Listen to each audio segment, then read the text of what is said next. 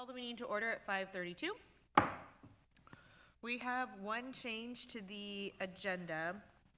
Item 10 really needs to be item 9A. So it should be right underneath Personnel Services, and then 9A should be approval of provisional internship permit. And we're going to leave the rest of the numbering as is, just because. Can I get a motion to approve the agenda as amended? I move. Can I get a second? I second. All in favor? Aye. Any opposed? Motion carries 5-0. We will now convene to closed session.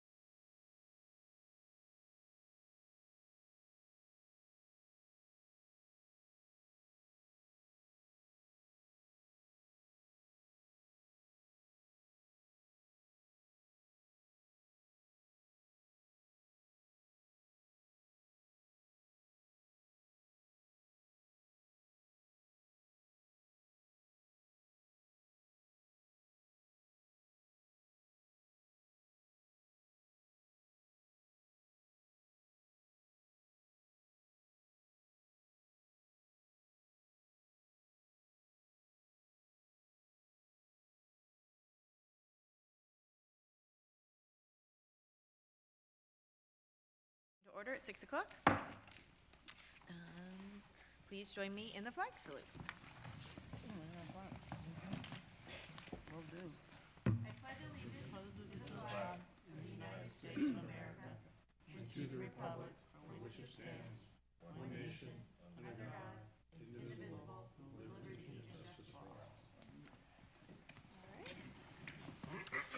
There are no special recognitions or presentations tonight, so trustee report on activities. Trustee Johnson. Oh my gosh, okay. I had the privilege of joining the California School Board Association's conference down in Anaheim last week, and I learned so much. I could take up a half an hour to tell you what all I learned. And it just made me a better board trustee. And I took the first day, on the 3rd, I took the president training class, which I'm not the president, but I really got to appreciate what Michelle does, and I'll help whatever president comes in next year. I quizzed her too, and check, check, check. I couldn't stump her, so it was a good education, and I feel like I'm better educated. So thank you. Okay. Trustee Nelson? I attended a rainy day DLAC meeting. I know we met online because of concerns for flooding that day, but I think that's about it. No report. With Trustee Johnson and Superintendent Uturi and Rochelle, I did also go to the CSBA conference. Budgets, obviously, were a lot of the presentations. They had no good news, John, sorry. It was nothing new. I went to some on, actually, most of mine were budgets. So there was one that was just about Prop 98 and what it is and how we got to where we are and what the potentials could be going forward. There was one, John, I'll have to send you this graph. It was the funniest ever. So it was the legislature's office, the person that does like all the analysts in the nonpartisan office. And so he has this graph, and it shows, what their expected revenues for this state are going to be. And it does have the tiniest line going up, and a nice solid little line. And then it has this huge gray area on both sides and says, this is our error, our margin error right here, so we can go really this way. So basically, it was so now I've decided I'm going to be an analyst, a weatherman, or economist, and I can just be like, and here's what may or may not happen, but... So it was really funny because the first slide was just, this is my prediction, and then the second slide was like, but by the way, I could be really, really wrong. So I enjoyed that. It's always great to talk to other school districts too and see what they're doing. And I just have to commend our board, our previous board, and the current administration. I know we're not in the greatest spot, and we have some hard decisions to make, but we are nowhere near where some of these other districts are. So I just want to acknowledge that. I know it has been an uncomfortable point at some points to get here, but I really, truly do think that we made the best decisions during COVID and during raises and different things to get where we are. Because, like I said, we're not in the best position, but we're in a pretty amazing position compared to some other districts. So thank you, John, and the board and everyone else for your hard work with that. But, Some other districts in the local news. yeah. So, Superintendent Uturi? All righty, thank you so much. So since we met last, during the flood on November 22nd, we ended up evacuating Marguerite Hahn. And I just want to publicly thank the staff and the parents and the students of Marguerite Hahn. They did an amazing job under some challenging circumstances. And we just decided, after we were watching the street flood, and Left knows this, it wasn't a safe place for parents to come pick up their children. So I just want to publicly acknowledge how great everyone responded. And we're going to have a little debrief to see what we could have done differently and what we should have done. So also, I went to the CSBA conference, and I was talking to a colleague of mine, and we were kind of reflecting on that is the largest gathering of elected officials in the state. There's 5,000 board members there. So I think going there it's a learning opportunity. It's also a tremendous advocacy opportunity for us as board members and as educators to advocate for the students in our district. So I think it's really a great opportunity. And it was great to see all the folks there. Also, I think President Wing and I have talked about this, that we should present at one of the upcoming conferences on our IBB practices, because I think it's unique. Not everyone's doing it. I think we have something to share and contribute to the greater knowledge in our community. And I focused on safety and finance in the sessions, and people had some great suggestions, and the keynotes were outstanding. So it was a great opportunity. Thank you all. Right. All right. Next, we have public comments. We do have one public comment tonight. So Meredith, if you want to. Thank you. This is number 6. Yes. Oh, I don't know. Is it on?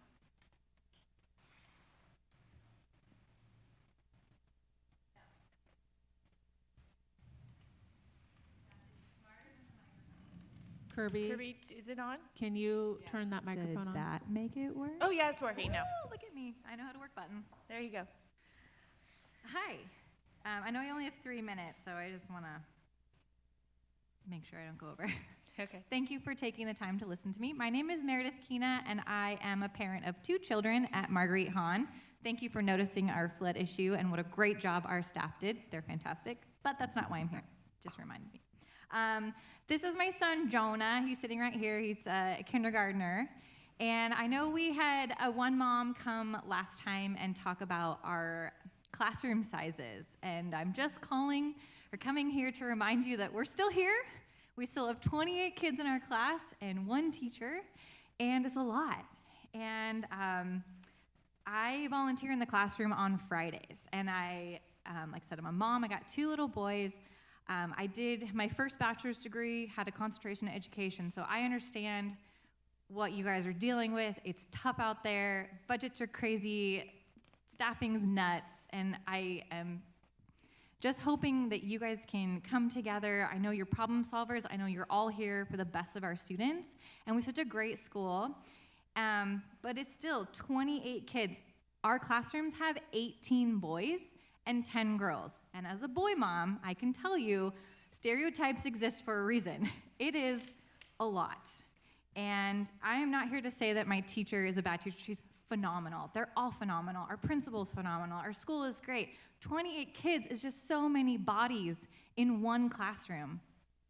And it's going to be a lot more because we had a student teacher who was really helpful, but she's graduating. This is her last week. And so next year, we're going to come in with literally 1 adult in the classroom, and then she's going on maternity leave, and we're going to have a long-term sub. So our students are going to be losing a student teacher, losing their classroom teacher, having a new teacher, and there's still only going to be 1 grown-up in the room. And maybe just for half the year, we can find somewhere to have even a part-time help in the classroom, just anything to help this teacher out, especially the new teacher coming in. We don't want them to get burnout and say, screw it, I'm going home, taking my ball and I'm leaving, because this is a lot.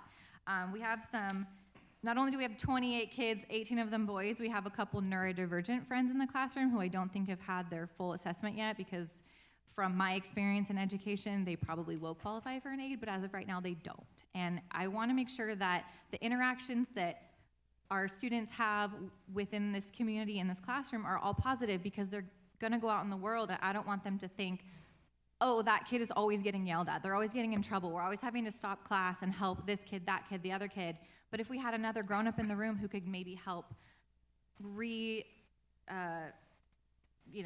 direct them a little bit, they might not be as disruptive to the class, because we do want to have positive interactions within our community of all of our kids. Okay, that's my time. But if I can just finish to say, we're all here for the best, and just please, if you have the time and the energy, please consider finding a way to get our teachers a little bit of extra help. We'd really appreciate it, and it would help moving forward the first grade teacher and the second grade teacher to not have to go back and reteach, because kindergarten just didn't get enough education because there was just so many of them. Anyways, thank you for your time, and I appreciate all the hard work that you guys do for our community and our school district. Thank you. All right. And I'm going to get him out of here before he is loud.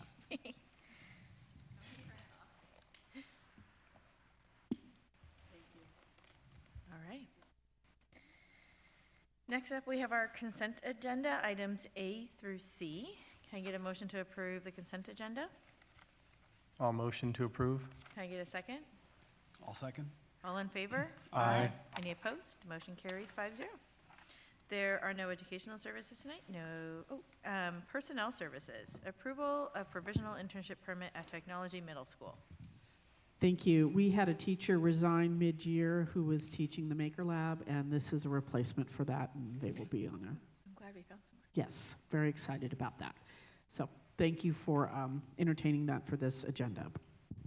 Can I get a motion to approve the provisional internship permit at Technology Middle School? All motion to approve? Can I get a second? All second. All in favor? Aye. Any opposed? Motion carries 5-0. Business and operation services, there are none. Next up, the reason for tonight's meeting.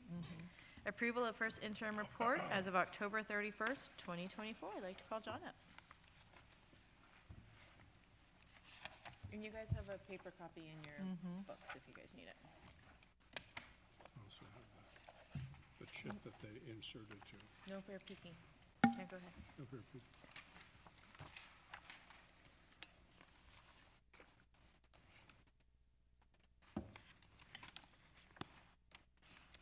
Hello, everybody.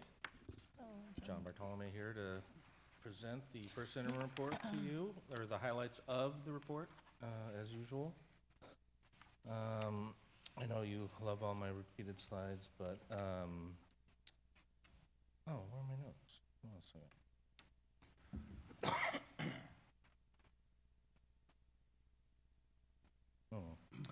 I just like to include them for reference, but this is the first of two opportunities for the board to certify our financial position for this year and the next two.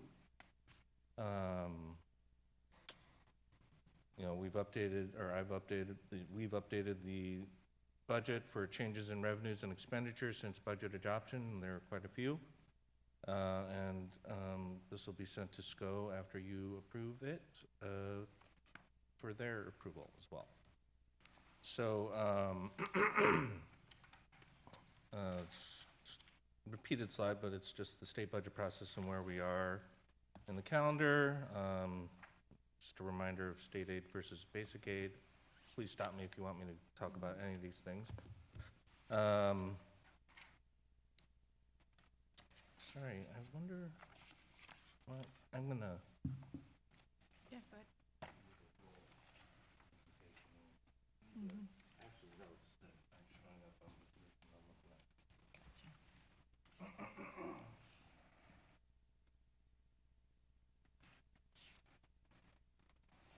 Hey, John, I think for the benefit of posterity and those that are going to be watching this, Yeah. to become educated on YouTube for where we're at, I think always going over the difference between state funded and basic aid is good because, the only comment that we had from, has to do with things that affect our Sure, our budget. absolutely. So, So, all right, so we're a state-funded district, which means that, all districts are entitled to a calculated entitlement or by formula, which incorporates average daily attendance and our unduplicated pupil counts and other factors. And if you think of a bucket, that the funding fills the bucket. So we're entitled to a full bucket. And the property taxes that we receive from local property taxes fill up the bucket, a portion of the way. And then the state makes up the difference. So the state pays us, I think, of the $75 million that we receive from the local control funding formula, 34 million of that comes from property taxes. So the difference is made up from the state. And the difference between a state-funded district, which we are, or LCFF-funded district, however you want to think about it. A lot of our neighbors are basic aid districts, which means, they're also entitled to a bucket worth of funding, however that works out for them formula-wise. But the property taxes that they receive from their property taxes, local property taxes, exceed that amount. So they get, those basic aid districts get to keep the difference between what they're entitled to and the excess of property taxes that they receive. And that's it. Any questions about that? Great. Oh, so sorry.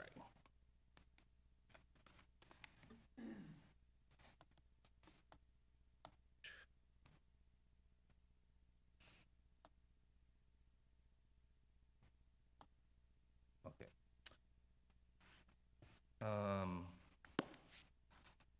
So this is a very informative slide if you actually look at it.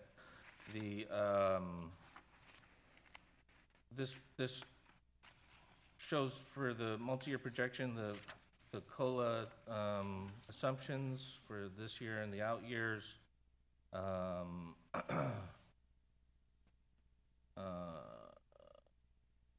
So for this year, it's pretty locked in, the 1.07% COLA, which you know about. Currently, the COLA projection for 25-26 is 2.93% and 3.08 for the following year. We're being funded on 100, you know, the difference between the budget in June and now is that we have 102 more kids and 148.15 ADA. And that's because we're assuming a little higher ADA rate than we were projecting in June, so a little over 93% versus 92.5% is what the assumption was in June. And, you know, that's a little risky, but not like super risky, because 1% of change in ADA is about $800,000. And what you can also gather from this, you know, our unduplicated pupil count is higher, which resulted in about $394,000 more dollars. And since I've pushed this button on this report, we were finding that some of our unduplicated pupil count data is a little off. We're showing, it's, you know, one of the big problems with this report is that some of this data isn't certified yet. So we have a really good idea, because I report on the enrollment to you every month, that the enrollment number is about right. It's pretty spot on, but the unduplicated pupil count is still being scrubbed. And I'm not talking about, you know, millions of dollars worth of difference, maybe like a 5-figure number, 50,000 or so. So that data will be certified probably in January, or corrected, if you will, and then by March I'll know a little more where we are with that number. We've also added 13.16 FTE of teachers since budget, and 17.64 FTE of SEIU staff, which is mostly special ed paraprofessionals. And, you know, until I pushed the button on this report, my story was going to be around our increased expenses, but we've more than made up with our current assumptions on revenue on that, and that's obviously information that you know already. Hey, John, for those positions, are Yeah. those filled positions, or are those positions that have been budgeted Most for? of the teacher positions are filled, yes. Okay. The paras, not so much, but we do budget for them to be there the whole Yep. year. Can I ask a question about the ADA? Yeah, So I think it's around 93.29%. If we change that, if we hit the 94.29%, is that for the whole year? Like, it would give us an 800K Yep. increase for the whole year? If we can bump it up to that for the whole year, not just, no, well, it's, the ADA is for the year, so, you know, it's reported 3 times a year. P1, which is attendance through December. P2 is attendance through like March or April, depending on what the stop date is, and then annual would be April or May. I could look up the actual dates if you were interested, but we get funded at our P2 level, so I'll report to you what our P1 ADA is maybe next month, and then we have to maintain that, which generally goes down. Okay, so between that was my question. How long do you have to P1 maintain, versus if we P2. go up that full percent, how long we have to maintain it for the whole year? Yeah, it's whatever the average daily attendance is at the March or April, I think it's more like April date. Okay, that would, yeah, so a 2% increase to get it to pre-COVID would Yes. give yes. us 1.6 million in Right, additional funding. Right, Okay. 1.6. John, can I ask you a question? Why is there a decrease in lottery? Well, we know, these are assumptions again. They don't know what the actual, how much, we get a piece of what they actually sell in lottery tickets throughout the year. So in 23, 24, we know what the number was per ADA in our case, and then they don't, there was some big Powerball number jackpots or, winners that when it gets on a roll like that, tickets sell, right? So they don't always assume that's gonna happen, I think is the point. Mhm. Any other questions about this? Well, yeah, about the COLA. Sure. How is that applied across budget classes? Is it equally applied at each class? Yeah, or- I'll show you there's a Okay. slide about it, but I want to talk about COLA next, actually. So COLA defined,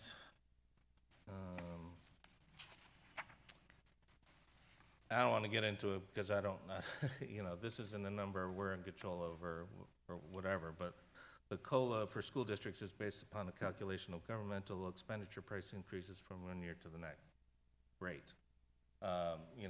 There's data that we don't have all of the data yet for what the COLA is gonna be for 25, 26. Obviously, the 1.07 is what it is for this year. And COLAs are the primary driver for our funding increases in the future, going on from now on.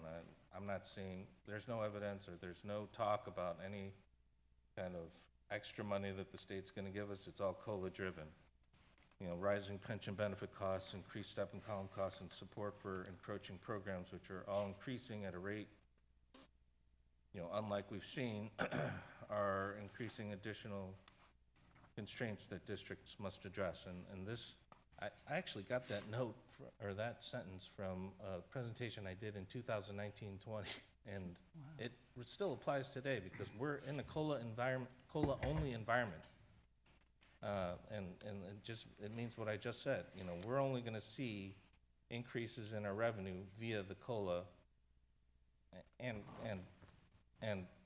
enrollment in ADA, assuming those go up hand in hand, but, So just a clarifying Sure. question, John. I think Eric was, kind of saying, if I understand this right. yeah, The only area that COLA, my understanding, that affects is our LCFF number. yeah, So if the LCFF is, I'm gonna pull a number out of Yeah. our total budget, is it 75% of our budget or? yeah, Okay, we only get that 2 or 3% on that, not on the remainder of our budget, not of any other programs, not any other, thing. It's all based upon the number of students. I'll go back to the slide that I Okay. have before this one, but you can see here, for this year, you can see $106, $108, $111, $129 was added to the base grant per ADA amount, and that's the 1%, 1.07% COLA. So, so next year, we'll get, if the COLA remains what it is, 2.93% on top of $10,025 per student at the TK3 level, and across the board. So that's where it's applied, if Right. that makes sense. So virtually our only raise and increase of money, the main one comes from a COLA Yeah. based on the LCFF. Absolutely, And that is directed to this. yeah. So if our benefit costs go up more than that, if our PG&E bills go up more than that, you know, just all the other general costs, if book costs go up, you know, all the other things, there's no driver indicating to say you get more money for those. You have to kind of, and, you know, it's like inflation, all those things go up. Yeah. Seldom do they ever come Yeah. down. So when you budget, if you get X amount of dollars COLA, you kind of have to distribute that to run your whole organization. It can't go to one pot. It was interesting at this CSBA conference, the analyst, it was LAO that did the thing. He said, so, I'm just gonna use easy numbers. If COLA's 2%, you can't spend that 2% on reoccurring expenses. They actually say that you should hold 1% back for one-time expenses, because you're gonna need to buy books, you're gonna have something that happens, you're gonna have this, because if you're spending 100% of your COLA on reoccurring expenses, you are always gonna be behind. Because when all of a sudden something breaks or something comes out of the blue, you don't have anything to pay that one-time fee with. So that was a really interesting, on top, you know, he's like, he wasn't saying to put it in the reserves, he was just saying, hey, you need to take into account that every single year, you're gonna have some sort of one-time fee that comes up that you're gonna wanna do, so. I thought And that was thankfully, interesting. this doesn't apply to us. We're not a declining enrollment district at this Right. point. If we were declining enrollment, you know, the COLA, the districts that are in declining enrollment don't get 2.93 or 1.07% increase in revenue, because the revenue is driven by ADA first, and then the COLA amount. So, Right. you know, we have that going for us, that we're projecting more students in enrollment-wise in the future, but, you know, once that starts going the other way, the COLAs don't mean what they say they mean, you know? Yeah. So I just wanted to show a timeline of the COLA, like for this year. This really applies to this year. In June of 2023, the projection for the COLA for 2024 was 3.94%. By January of '24, which is this year, that dropped to 0.76%, and it wound up being 1.07, right? Percent COLA. So, you know, given the data that I had, in June of '23, the COLA for 2025-26 started at 3.29. It dropped to 2.73 in January, and then went up a little bit in January of '24.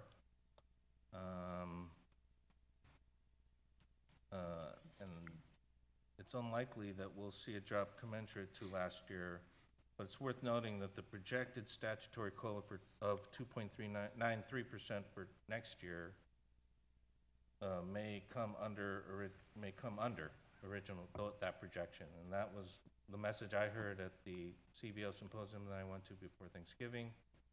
Maite sent me the same information that I got from probably the same guy, I'm guessing. And the school services and FCMAT both had a slightly lower number. But again, we don't know what that That's number with is, an and we won't optimistic know. projection that the state revenues and due to the economy will be better in 25, 26. Right. So again, we don't know. It's likely going to be lower. So, but I'm basing 25, 26 on the current information that's available, which is 2.93% COLA. Any questions on that? So does the state, I'm sure they have a formula for establishing their COLA. Yeah, And it's, as Michelle said, the analyst was saying, here's what we think it is, but there's this big yeah, swing both that was ways. of more what revenue it she was can talking be. about. So,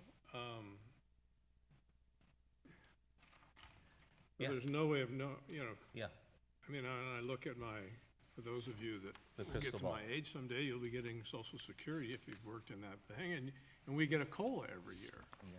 But that's based upon, consumer price index and other things that is a set formula. But if the federal government doesn't have money, or the state doesn't have money, then, like this last year, the COLA went from, what was it, 7 or 8 down to 1? No, it was 3 Pardon me? 3 point something. No, but I mean, It went I'm from talking 8 about to prior 3 years. to 1.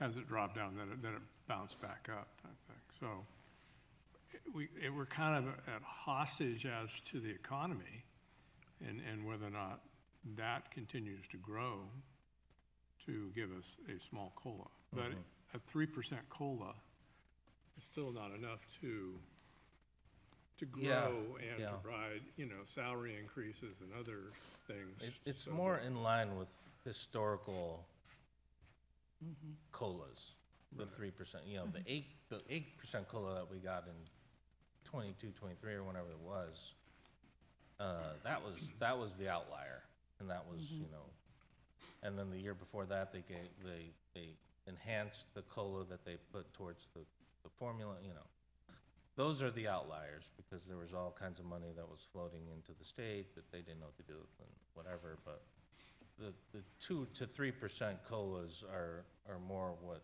we've seen historically in the state of California, or, it's not a state number, but it's a federal number, so.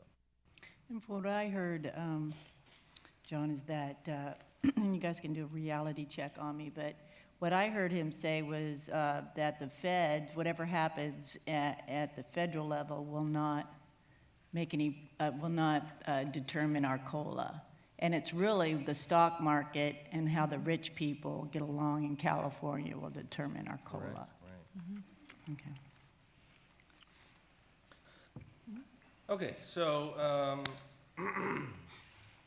the things that have changed, I've talked about some of them, but we've adjusted salaries and benefits to reflect actual projected costs.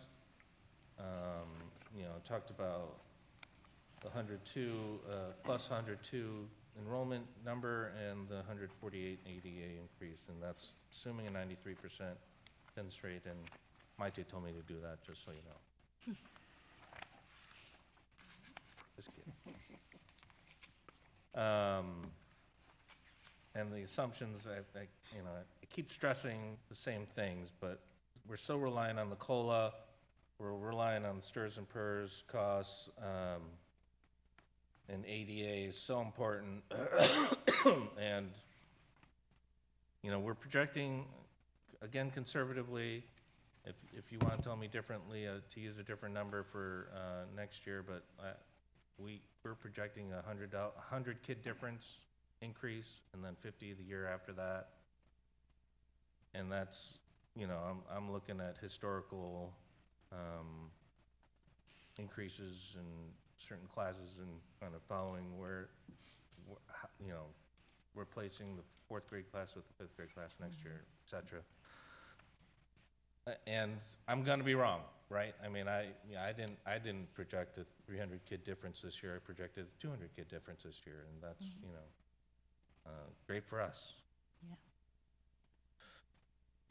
Yeah. So, the next few slides are just the kind of normal, you can see the $75.9 million in LCF revenue, which is an increase. Graphically, our expenditures increased as well, to the tune of, 1.5 million. And that's represented here. We were projecting a $2.6 million deficit at budget adoption for this year. The $2.2 million increase in LCFF funding due to the assumptions, the ADA assumptions and the UPP percentage. And then our increased expenditures, like I said, $1.5 million was the increase in expenditures, which, when I added 2.6 and 1.5, that got us over the 4 million, which is what I've been reporting to previously, but a lot of that was offset by this revenue change. So we're gonna deficit spend potentially $1.9 million this year. We're spending a lot of, and on the restricted side, the $4.4 million deficit is shouldn't be a surprise because we're spending money that we've already received and some of the restricted dollars that we have. I think the question was how much we had left. So, of the revenue for, or of the ending balance, I should say, in the restricted side, we're spending 2.9 million of 5.2 left in the one-time money, so we'll have about $2 million left for next year to spend before the time runs out. And again, given all the assumptions that I just told you about, our multi-year projection looks better. You know, we're deficit spending, like I said, 1.9 this year and unrestricted. We're assuming 100 more kids next year. We're still deficit spending a little. I didn't add any more staff. I didn't assume more staff because I think we can cut some staff based on the budget cuts that we were thinking about, so that would offset that number, I think. And that's what we've talked about, the cabinet. And then the third year out looks good, but again, it's so hard to predict what's gonna happen 3 years from now, COLA-wise, ADA-wise, et cetera, so. But this looks a lot better than what I projected, what I showed you in June, right? I mean, in June, we couldn't pay our bills. We didn't have enough reserves in our unrestricted budget to get us through this budget cycle, and, you know, given the information that we have now, we can do that. Cash flow looks good. You know, I can't say it enough, but where I'm concerned about and what I'm nervous about are what our ADA is gonna look like. You know, there's lots of talk around what the new administration is gonna bring and how it can affect our, and there's data around how that affects attendance for our kids, and that's a concern. You know, we put quite a bit of emphasis on our ADA or our attendance this year, and I think we're seeing some of the results of that. Future impact of STRS and PERS and COLA. If you notice that the PERS rates were going up, not as much as what we were showing before, but they are still going up.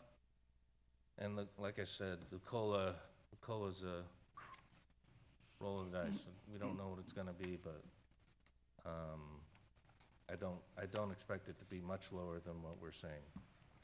So John, can you go back to the multi-year projection for a sec? Sure. Because I know I'm going to get asked this question. This one? Yeah. So if we don't cut anything, we're Yeah. deficit spending 1.9 this year, Yeah. 200,000 next year, and then we have money we have 1.3 in 26, 27. So why are we having to do budget cuts? I know I'm going to get point blank asked that question, so I Yeah, just sure. need to know. I think, you know, we're assuming we're not, you know, this is not assuming a raise. This is assuming Right. any kind of step and column movement, which we know could be $1 million, yes, but So this does not include step and column? this does, yes. Okay, This right. does. This does. I mean, I think if we're gonna even consider doing any kind of salary adjustments, we have to do something. And again, Right. there are a lot of assumptions in even the 25, 26 number that needs to come to fruition, including not adding any more staff to the 100 kids that I've projected Right. This You is know, also based on the big assumption that the economy is gonna be better yeah. in 25, 26, and 26, 27 than it is this year. The biggest indicator for a budget is total students. As long as we stay stable and grow, we're fine. Yeah, we have to A little grow in the history. right areas, and we have to, Or you we know, be improve able our to ADA absorb the percentage. kids that we have Well, without it's your adding staff. attendance, but I mean, if you drop 100 students, you have serious problems. Yeah. I was on this board when we had 8,000 students in this district. And I can't tell you the pain of closing 3 or 4 schools that other districts are gonna have to go through. So, we're at the whim of the number of students we have.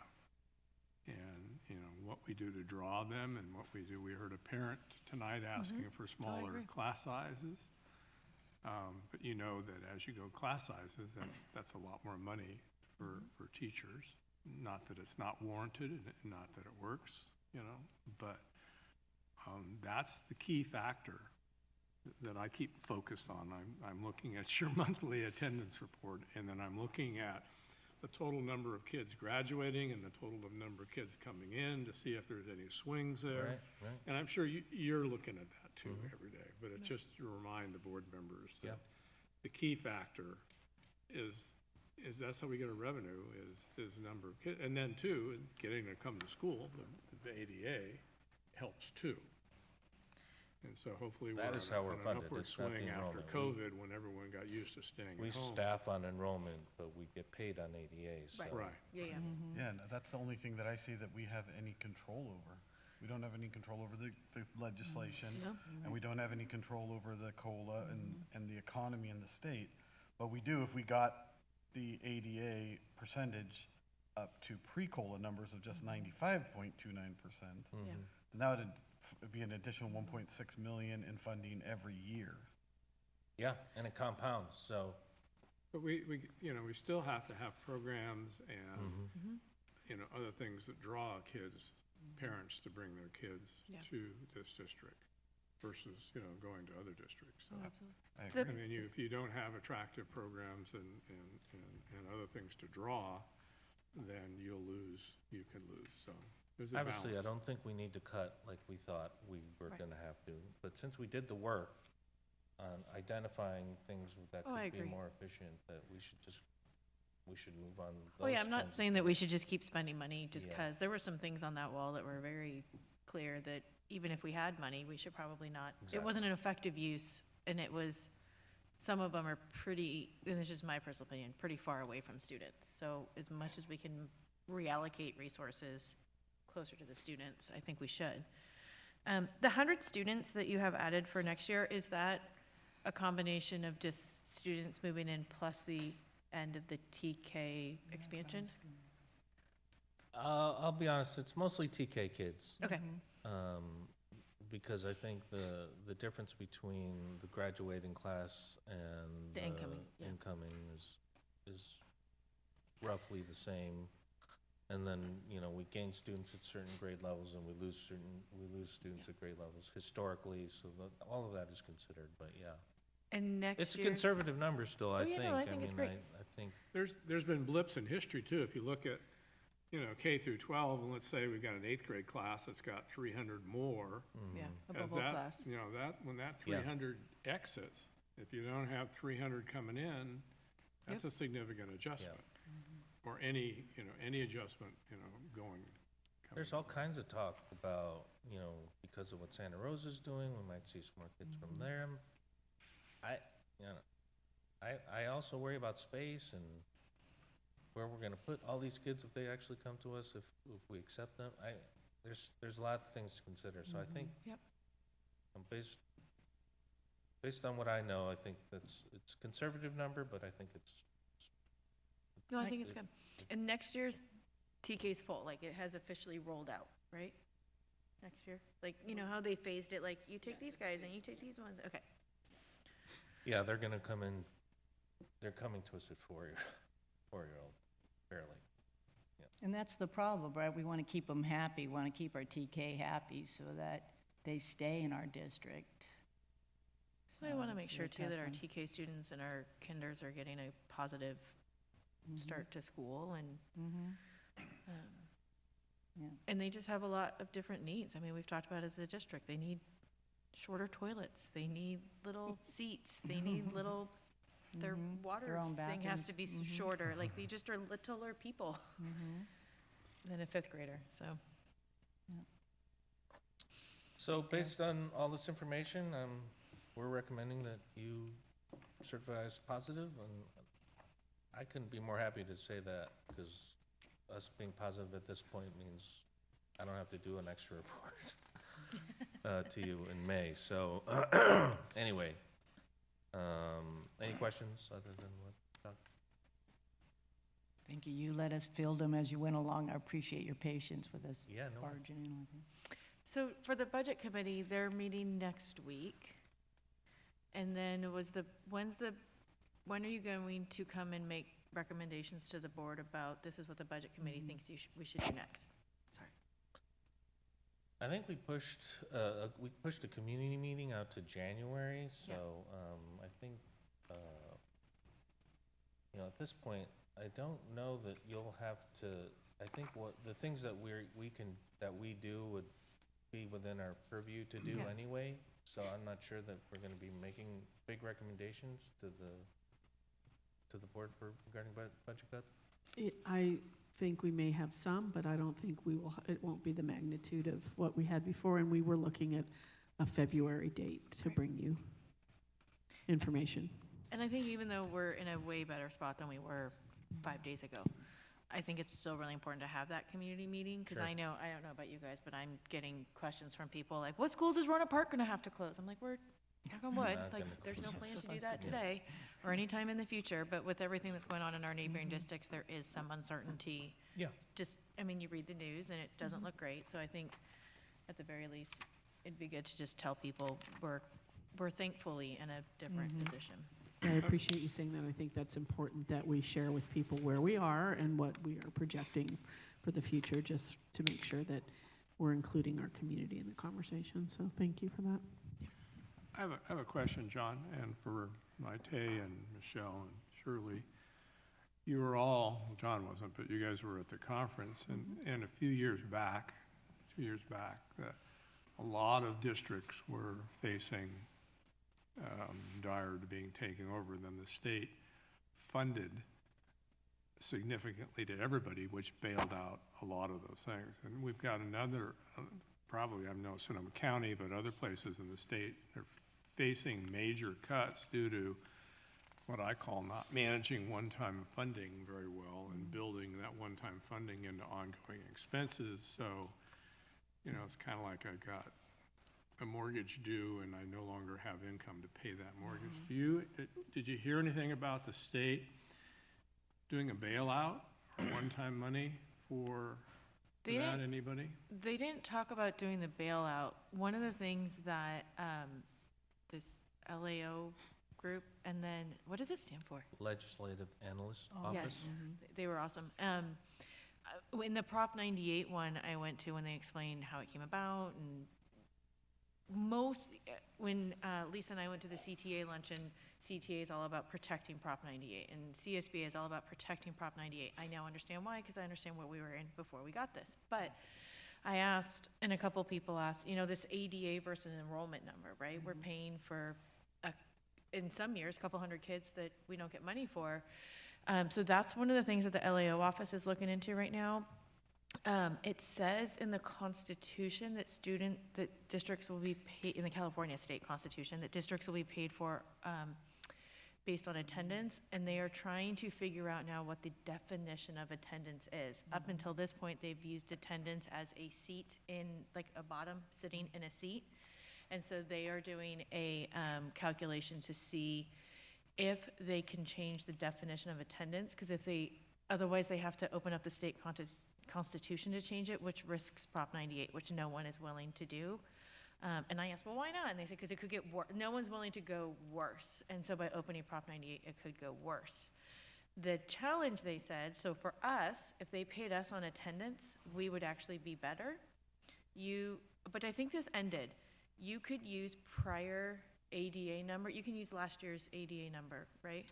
Yeah, there's a couple, There's basically a couple Aids, tricks that yeah, some the- districts would lose money because they're, whatever's higher between Yeah. current year, the prior year, or the average of the last three is a way that the state has helped districts that are going through. so if your enrollment's Declining. going down and they switch to paying on enrollment based on ADA, there are some districts that will lose money. We would get money instantly, but there are some districts that last year's ADA is actually higher than their enrollment this year. So they said, well, that could affect some districts. And then they said there is no hope for changing St. Helena gets way more money than Roanoke Park does, that everyone agrees it was not a frustrating conference, but there were frustrating times when everyone agrees this is absolutely backwards and it doesn't work at all, but it's not gonna change. You're just like, You this know. is so frustrating. And so, Did they say why? I They- think I know why. it's too hard and they won't unravel it. They said to try to unravel it, there's too much risk at what they've already built. There's So, too much power and too much Yeah. money behind those people Yeah. who get basic aid. Yep, Those so- people have more clout and more lobby thing, and they're Yeah. not gonna give that up. And then two, you know, that, if I retire from school board, I may go on a vigilante thing to try to change that, because yeah. all these years, it's just, you know, I have the same frustration. It's not fair. It's not realistic. No, it's not. So, but those people that have power and Yep. the income and the lobbying will never let it, you know, politically change, at least in my opinion. They are doing CSBA, and I think they do it joint with CTA and a couple other organizations, is Legislative Action Week, which is all online. So anybody in California can do it. You don't have to travel anywhere. It's in March. So when I was inspired, I signed myself up for that in March. So they put you together with different people in the state to talk about this is what's really important in our district. So supposedly I'll get more information about that soon. I'll let you all know what I have gotten myself into. And then they do the coast to coast, but it's a ridiculously expensive trip. And people go out to Washington DC and you actually sit down with the state senators and rally for why California needs more money. I'm not sure that that's an effective use of our time or money next year, but maybe in the future. And that's what they've said, is they need more of us and more people on the ground making noise. The problem is we also all have daytime jobs and students to teach, and we're not professional legislators Lobbyist. or lobbyists, but Yeah. gosh darn it, for 1 second, yeah, last week I thought I could be, so I've signed myself up, but, anyway, that's, unless, I mean, the squeaky wheel gets the oil, or, you know what I mean, but, yeah, so.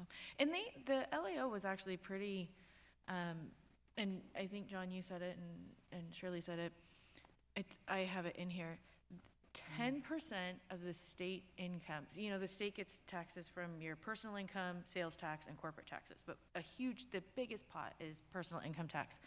Of that big pot, 10% has come from the capital gains tax, which they also consider bonuses.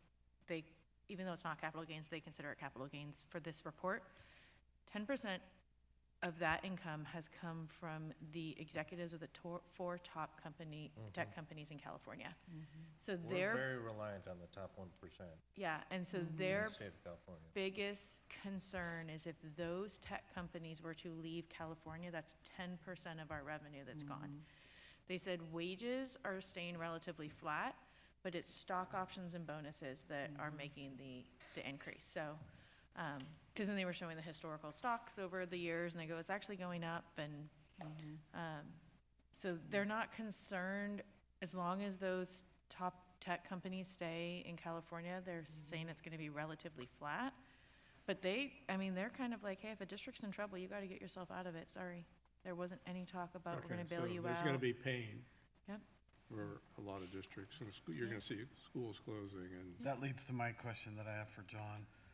Based on what we're seeing in the news about other schools, districts around us, how prepared are we to move on that with plans of possible incoming students if it does happen? Like, I know what you're talking about for space, like, you know, if we got 500 kids and 100 of them wanted to go to Tech High, we don't have too Yeah. small of a school, right? So, I had a nice conversation with Heather today, because that was the topic of conversation at the time. And she had some plans, and she has some ideas on how, you know, at the high school level, teachers can share classrooms, because they're not all Dual teaching at the same sessions. time, that kind of thing. Because I was worried about Six, space you get off at issues, 2, so gets she off at thinks, 3, gets off at she 8. thinks she can take a certain number of kids, I don't want to say a number, but Like to sleep in. she can take on some of the kids. You know, when push comes to shove, we don't have to take the kids that we can't find a place for, but it'd be hard not to say, you know, increase our school by 200 kids or something. If that were the case, or if that were an opportunity, I think we can do that, so. Do we know actually what, like, we're obviously deficit spending, right? So if you took how much we get per student and how much, and divide that, you know, by how much we get per student, then what our total expenditures are, divide that by number of kids, it's obviously, if you just look at it that way, we're obviously spending more per kid than we make, if I'm making it very simple. So I can make a really strong argument that no, we're not taking out of district kids because it's gonna put us further and further and further in the hole. But there has to be some sort of, like, between 1,000 kids and 1,500 kids, this pot doesn't change. We don't need another superintendent because there's 500 Yeah. more kids. We don't need another principal. We don't need another this. And so is there some I sort think of, we're seeing it in how our staff has increased since the budget adoption, which is, you know, we increased teachers and we increased paras and aides and stuff. We didn't increase principals or management so much, if at all. I think one versus 30 of the other two. but there has to be some sort of formula or something that we can look at that says, look, Yeah, yes, we can take in these students, but at some point it is going to push us over the edge that this is actually costing us money. And at what point do we say no, because this student is actually going to push us over, and we're gonna have to hire a new it science depends on the teacher. kids that you get. I mean, I also had a conversation with Rachel, who's here, and she said, you know, the cost, or the supports of the kids that are coming is more than we think, you know? Yeah. If they're special, if they're kids with IEPs or special ed in any way, now it's not just one more teacher for every, you know, 20 kids or 10 kids, depending on the kind of kid, you know, they're coming with paras or aides and speech and, you know, all the services that, yeah. Well, I mean, think the she double can- problem she though can is they're probably not talk to you coming for with an hour that. about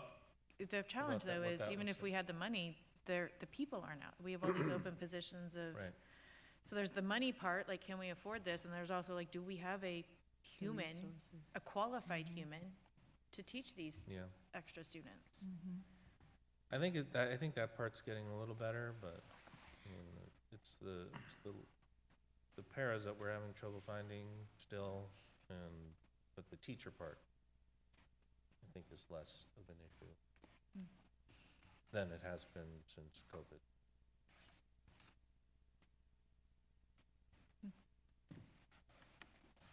All right.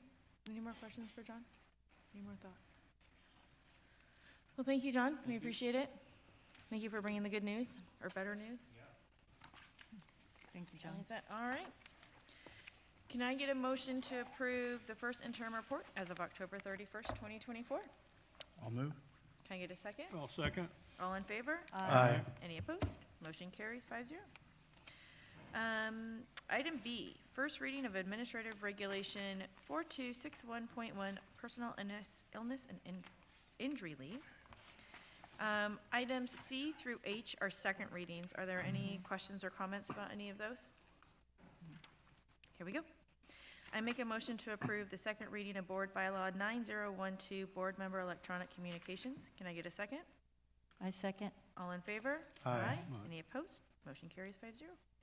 I make a motion to approve the second reading of Board Policy Administrative Regulation 0510, School Accountability Report. Can I get a second? I'll second. All in favor? Aye. Any opposed? Motion carries 5-0. I make a motion to approve the second reading of Board Policy 2121, Superintendent Contract. Can I get a second? I'll second. All in favor? Aye. Any opposed? Motion carries 5-0. I make a motion to approve the second reading of Board Policy Administrative Regulation 4030, Non-Discrimination in Employment. Can I get a second? I'll second. All in favor? Aye. Any opposed? Motion carries 5-0. I make a motion to approve the second reading of Administrative Regulation in Exhibit 4119.12, 4219.12, 4319.12, Title IX, Sex Discrimination and Sex-Based Harassment Complaint Procedures. Can I get a second? I'll second. All in favor? Aye. Any opposed? Motion carries 5-0.